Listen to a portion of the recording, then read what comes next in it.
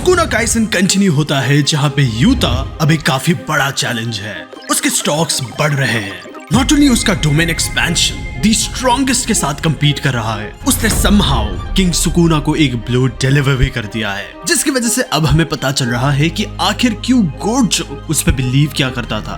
But ये अकेला वो इंसेन रिवील नहीं है, एज हमारी थ्योरी कंफर्म हो चुकी है कि यूजी सोल पर अटैक कर सकता है जिससे वो मेगुमी को बचाएगा।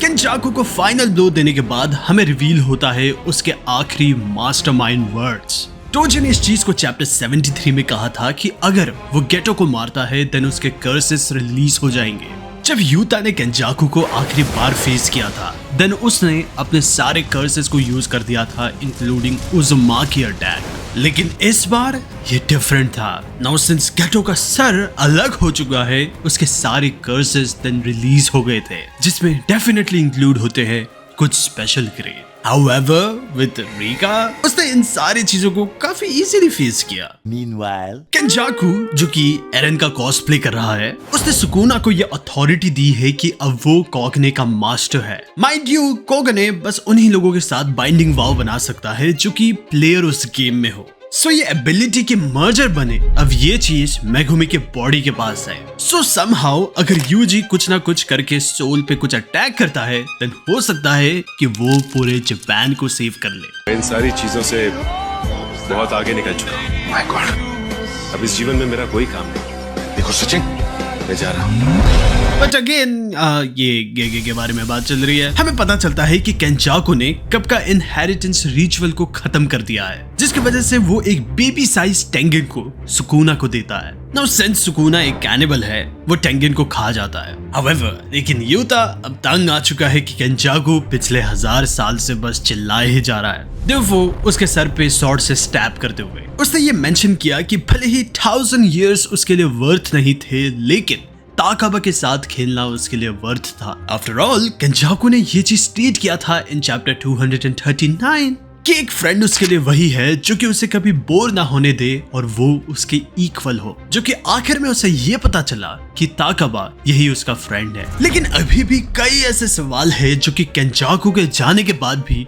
उससे कनेक्टेड है। आखिर उसका यूजी के साथ क्या कनेक्शन है और केंजाकू उसकी मॉम कैसे है, आखिर उसने जिन को कैसे कन्विंस किया, और आखिर यूजी के ग्रैंडफादर को ऐसा क्या पता था जो कि वो यूजी को इन्फॉर्म करना चाहता था। नंबर 2 कि आखिर वो सुकुना और टेंगन के साथ फ्रेंड कैसे बना और आखिर उनका बाइंडिंग वाव क्या था। नंबर 3 आखिर उसका कर्स टेक्निक क्या है और वो ऐसे इम्पॉसिबल कैसे परफॉर्म कर सकता है जैसे स्प्लिटिंग सोल्स। नंबर 4 आखिर उसके पास इतना ज्यादा नॉलेज कैसे है, बल्कि वो 1200 साल पहले से है और ड्रव जो कि 2000 साल पुराना है। नंबर 5 आखिर उसका बैक स्टोरी क्या है और उसके बाकी 6 आइज यूजर के साथ क्या कनेक्शन है। एंड आखिर में कैसे वो हर पॉलिटिकल लीडर को कैसे मैनिपुलेट कर पाता है इन दिस वर्ल्ड। लेकिन ये चीज केंजाकू के कैरेक्टर से हमें जानबूझ के छुपाया गया है बाय राइटर हिमसेल्फ, क्योंकि ऐसे कई मोमेंट्स हैं जब केंजाकू हमें कई चीजें एक्सप्लेन करने का ट्राई करता है लेकिन उसे बीच में ही रोका जाता है। जैसे जब वो कलिंग गेम एक्सप्लेन कर रहा था टू उरोउमे, और वो मोमेंट जब वो कह रहा था कि टेंगन कंप्लीट ट्रूथ नहीं कह रही, और इवन इस चैप्टर में भी वो कुछ ऐसा कहने का ट्राई कर रहा है कि अगर वो समहाउ ओवरराइड कर सके पेरेंट्स को जो कि फाउंडेशन थे ऑफ द मर्जिंग रिचुअल, और तभी उसे काटा जाता है। हमें एक छोटे से देन में ही अटकाया जाता है।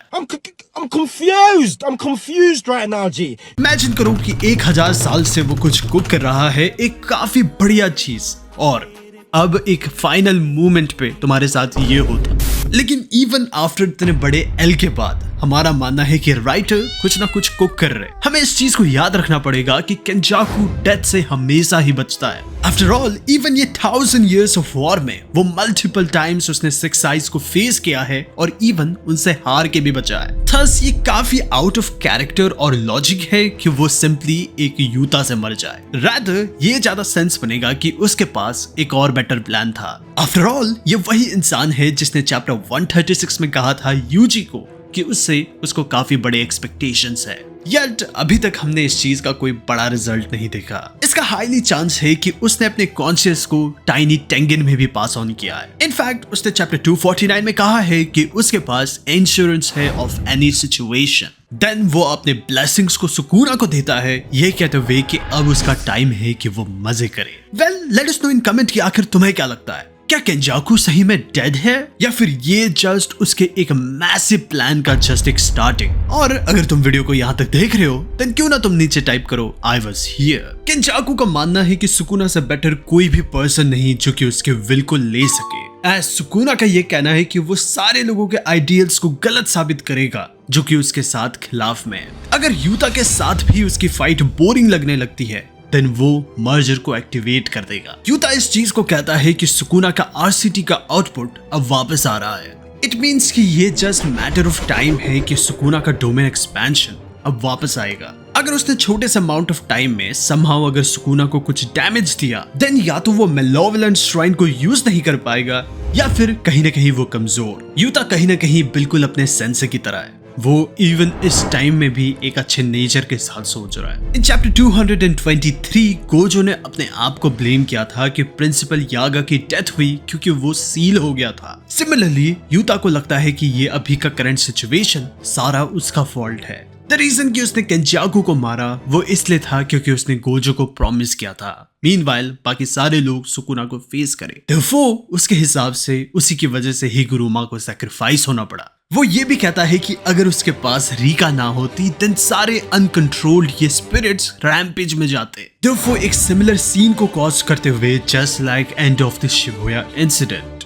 सो माकी को यहाँ पे भेजना ये ऑप्शन में ही नहीं था। और इन सारे चीजों के बाद रीका फाइनली इस फाइट में एंटर करती है और यूता अपने सॉर्ड से उसे अटैक करता है। मीनवाइल सुकुना इस सॉर्ड को अपने बस हाथों से ही पकड़ता है। However, लेकिन सुकुना हर एक उस कर्स एनर्जी को अवॉइड कर रहा है जो कि कटाना में है, लेकिन ये चीज उसे पंच से नहीं रोकता जो कि यूता उसे मारता है। Therefore, अपने डोमेन एक्सपेंशन को यूज करते हुए यूता के डोमेन का नाम है ट्रू एंड म्यूचुअल लव, जहाँ पे एंडलेस सॉर्ड है। इन सारे सॉर्ड में अपना ही एक कर्स टेक्निक है जो कि यूता ने हर एक लोगों से कॉपी किया है। नॉट ओनली ये domain expansion just like level में है ऑफ सुकुना और गोजो, बल्कि इसके आर्टवर्क को देखो जो कि फायर है। डोमेन इतना बस्टेड है कि सुकुना यहाँ पे हॉलो विका बास्केट को यूज कर रहा है। वेल, अगर तुम इसे भूल चुके हो कि आखिर ये क्या था देन ये एक एंटी डोमेन टेक्निक है। ये जस्ट लाइक सिंपल डोमेन की तरह काम करता है। कई डिफरेंट सोर्सर जैसे कि रेजी स्टार और काशिमो ने इसे पहले भी यूज कर रखा है। However, लेकिन just like everyone else domain expansion just एक रिफ्लेक्शन है एक इंसान के माइंड और सोल का। यूता अपने लोगों को प्रोटेक्ट करने के लिए लड़ता है और सिंस उसके सारे सॉर्ड के पास सारे लोगों का कर्स टेक्निक है, ये एक मेटाफर है कि वो दूसरों का सहारा से लड़ रहा है उस एंटिटी के खिलाफ जो कि ये मानता है कि लव वर्थलेस है। ये थीम अभी भी कंटिन्यू है कि आखिर सुकुना को कौन लव के बारे में समझाएगा। लेकिन अगर हम इस डोमेन एक्सपेंशन पे फोकस करें इट सीम्स लाइक कि यूता के पास literally endless amount of curse technique होगा, जैसे कि जेकब्स लैडर। और क्या हमें पास्ट में जाने की जरूरत है कि वो पहले ही सुकुना को डिफीट कर सकते थे अगर हाना कुरुसु इतनी इमोशनल ना होती तो। और इनफैक्ट इस चीज को भी याद रखो कि इन डोमेन्स के अंदर माकी अफेक्टेड नहीं होगी। इन चैप्टर 178 हमें पता चला था कि माकी ट्रीटेड होती है as a building for this domain expansion, जो कि उसे ये अलाउ करता है कि वो डोमेन के अंदर घुस के स्नीक अटैक्स को करे। सो ये भी हो सकता है कि माकी यहाँ पे स्नीक अटैक्स करे मेगुमी के मेमोरीज को एक्सेस करके। सुकुना इनके नेक्स्ट प्लान्स को देखता है जो कि है none other than Yuji Itadori. Sukuna इस चीज को रियलाइज करता है कि चैप्टर 244 का वो पंच इंडीड उसके सोल को अफेक्ट किया है। इन सारी चीजों की वजह से हमारी ये थ्योरी वापस सच होती है कि यूजी एक लिविंग कर्स ऑब्जेक्ट है। वो इन सारी चीजों को अच्छी तरीके से समझता है क्योंकि उसने इन सारी चीजों के साथ सबसे ज्यादा टाइम बिताया है। Well, let us know in comment कि आखिर तुम्हें ये चैप्टर कैसा लगा। 10 आउट ऑफ 10, 9 आउट ऑफ 10 या फिर क्या। नेक्स्ट वीडियो तक के लिए गुड बाय।